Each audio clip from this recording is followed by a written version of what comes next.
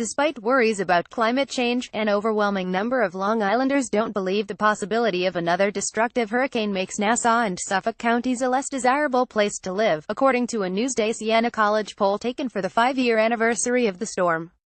By a nearly 2-to-1 ratio, most Long Islanders believe human activity is to blame for rising global temperatures, and nearly three-quarters think the island will experience another storm like Sandy in the near future, the poll found.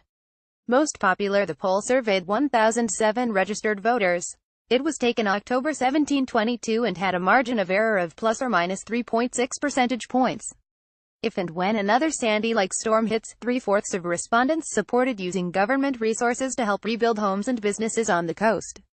Further, they don't believe the government has done enough to protect against future hurricanes. Still, the survey found the threat of storms wasn't triggering residents to leave. 75% said it had no effect on their view of Long Island's desirability as a place to live.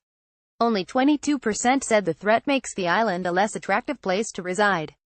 They are more likely to feel like Louis Alene of Freeport. Where you gonna go? California, they have terrible earthquakes.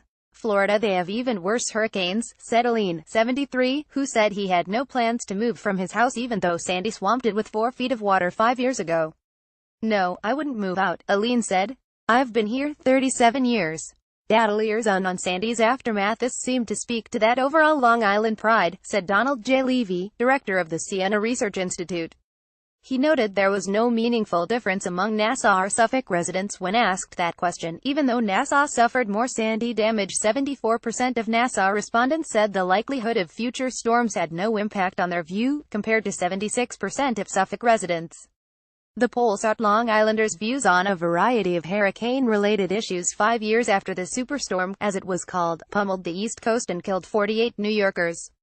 It damaged 95,000 homes, businesses and government buildings on Long Island alone, knocked out power to much of Long Island, crippled transportation, and altered the dunes and channel at Fire Island. Since then, more than 7,000 Long Island homes have been rebuilt and more than 1,300 elevated to avoid future storm surges.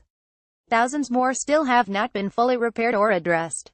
You know how I view Long Island, like the California of the Northeast, said Thomas D'Angelo, 57, of East Northport. California has fires, it has earthquakes, but people still live there because it's beautiful. I like Long Island, the people like Long Island. It's that stubborn streak that people tap into. We're playing the odds. There was a slight difference depending on political view. 81% of voters who consider themselves conservative said future storms didn't affect their view of the island's desirability, compared to 65% who called themselves liberal. Long Island 10 numbers that tell the story of Sandy on Long Island. Among the other Sandy-related findings, 50% of those surveyed said they had a household evacuation plan now, up from 30% before Sandy, while 48% don't. Asked whether the government has done enough to enhance Long Island's ability to withstand such storms in the future, 60% said no, while 25% said yes. Truthfully, I don't know what you can do plan against the storm.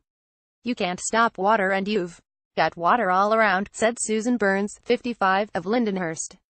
She said perhaps drainage could be improved, but added, I don't know how you can prevent storm surge from breaching the island. Absolutely not, D'Angelo said when asked if government had done enough. They are just so slow at doing things. The U.S. Army Corps of Engineers, they're so slow and they don't do enough.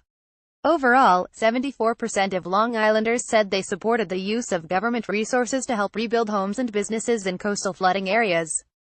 But among the 23% who opposed that, some expressed very strong opposition. I think they should either pay for insurance and have their insurance cover it, or not be allowed to rebuild so close to shore, said Holly Williams, 53, of Port Jefferson Station. I don't think my tax dollars should have to pay for a new house for them. Long Island 5 years later. LI landscapes forever changed by Sandy by a nearly 2-to-1 ratio, 60% to 32%. Long Islanders said they believe human activity is to blame for global warming. That is roughly in line nationally, if slightly lower. A national Gallup poll earlier this year found 68% of Americans blame human activity. On Long Island, like elsewhere, far more voters in the 18 to 34 age bracket agree with that assessment, 73%, than those 55 and older, 56%. Pollution is ruining the ozone layer, all the scientists say, said Siku Heyman, 26, an Elmont resident who was among those who said human activity is causing global warming and Long Island is likely to get hit with another severe storm in the near future. You're seeing all the other storms happening around the world and what's going on with nature. Some expressed doubt. I believe it's more based on normal weather activity, Williams said. The reason I feel that way is I worked for an environmental consulting firm for 13 years and I have a lot of friends and coworkers who believe the current changes are part of natural fluctuations. I know there are skeptics, Aline countered.